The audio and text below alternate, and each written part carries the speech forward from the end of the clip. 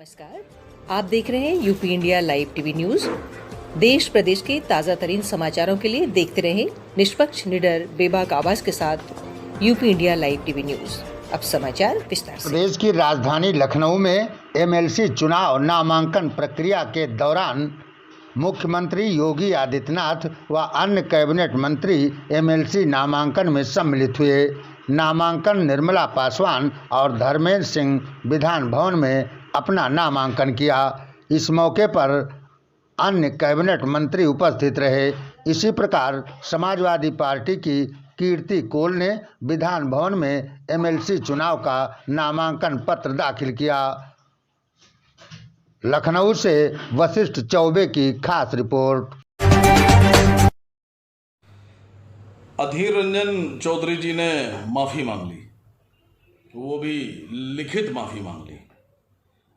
कह रहे हैं कि स्लिप ऑफ टंग, जबान फिसल गई, झूठ बोल रहे हैं, जानबूझकर यह बयान दिया गया। मेरी बात से बहुत से कांग्रेसी भी सहमत होंगे, वो भी जानते हैं कि जानबूझ के बयान दिया गया, कोई स्लिप ऑफ टंग नहीं है। मैं आप तमाम देश के लोगों को एक घटनाक्रम की तरफ ले जाना चाहता हूं। 5-7 दिन में अभी एक देश में मुद्दा उठा, एक स्टेट गुजरात, जहां कई दशकों से शराब प्रतिबंधित, उस स्टेट में 50 से ज्यादा लोग जहरीली शराब पीकर मर गए। एक सांसद ने पुरजोर ताकत के साथ तरीके से संसद में इस मुद्दे को उठाया। सरकार सवालों से घिर गई। ना सेंट्रल गवर्नमेंट के पास जवाब, ना स्टेट गवर्नमेंट के पास जवाब। सरकार बैकफुट पर आ गई। पूरे देश में हाहाकार मच गया। फिर एक मुद्दा विपक्ष के हाथ आया। सरकार की एक ताकतवर मंत्री, उनकी बेटी पर विपक्ष ने आरोप लगाया कि वो गोवा में एक रेस्टोरेंट चलाती हैं, उसमें क्या बनाती हैं, क्या बेचती हैं, क्या खिलाती हैं। मंत्री जी के पास भी जवाब नहीं, मंत्री जी भी बैकफुट पर, कोई जवाब नहीं सरकार के पास। सरकार घिर गई, सरकार बैकफुट पर। विपक्ष कहने लगा सरकार माफी मांगे। फिर विपक्ष ने एक मुद्दा उठाया, महंगाई का। विपक्ष महंगाई पर बहस चाहती थी, सरकार बहस नहीं चाहती थी। विपक्ष सरकार को घेरे हुए थी, सरकार बैकफुट पर थी। तभी अधीर रंजन चौधरी साहब का स्लिप ऑफ टंग होता है। क्या होता है? Slip of tongue. और एकदम से घटनाक्रम बदल गया। जो सरकार की मंत्री जी बैकफुट पर थी, वो एकदम से हावी हो गई। सरकार फ्रंट फुट पर आ गई, विपक्ष और विपक्ष के नेता बैकफुट पर। पहले विपक्ष सरकार से कह रहा था माफी मांगो, अब सरकार विपक्ष से कह रही है तुम माफी मांगो देश से।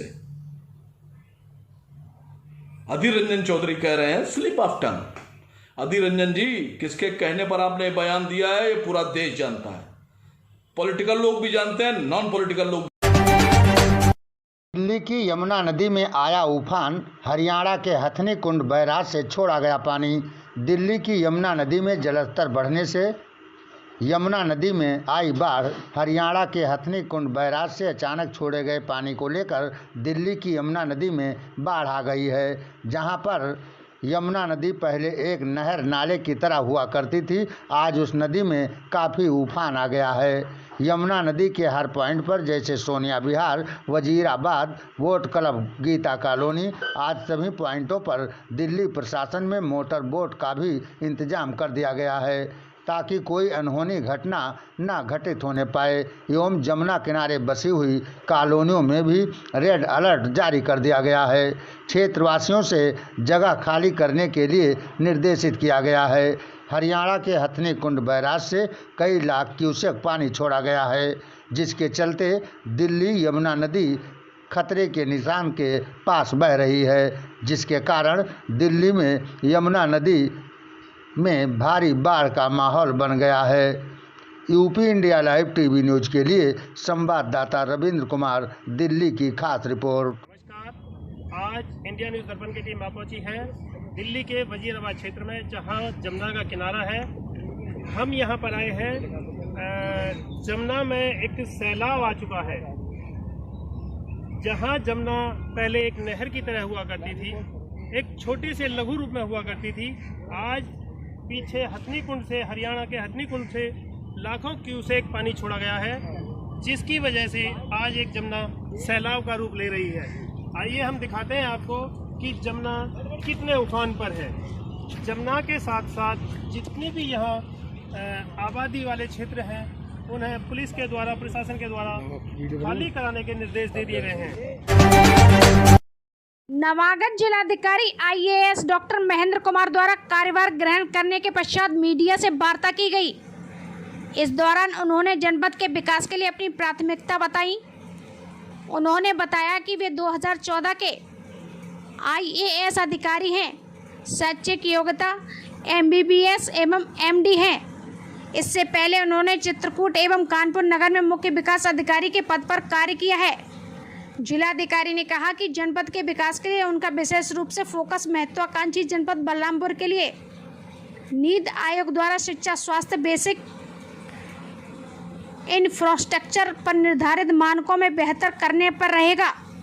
जनपद की बाढ़ की समस्या को दूर करने के लिए स्थायी हल निकालने एवं थारू जनजाति के लिए विकास एवं उत्थान के लिए कार्य किया जाएगा। उन्होंने कहा कि सरकार की योजनाओं का लाभ पात्रों पर पहुंचाने एवं जन समस्याओं का निस्तारण समयबद्ध एवं गुणवत्तापूर्वक ढंग से किया जाएगा। इस अवसर पर अपर जिलाधिकारी राम अभिलाष, जिला सूचना अधिकारी आशुतोष कुमार, मीडिया बंधु, सूचना विभाग के कर्मचारीगण उपस्थित रहे।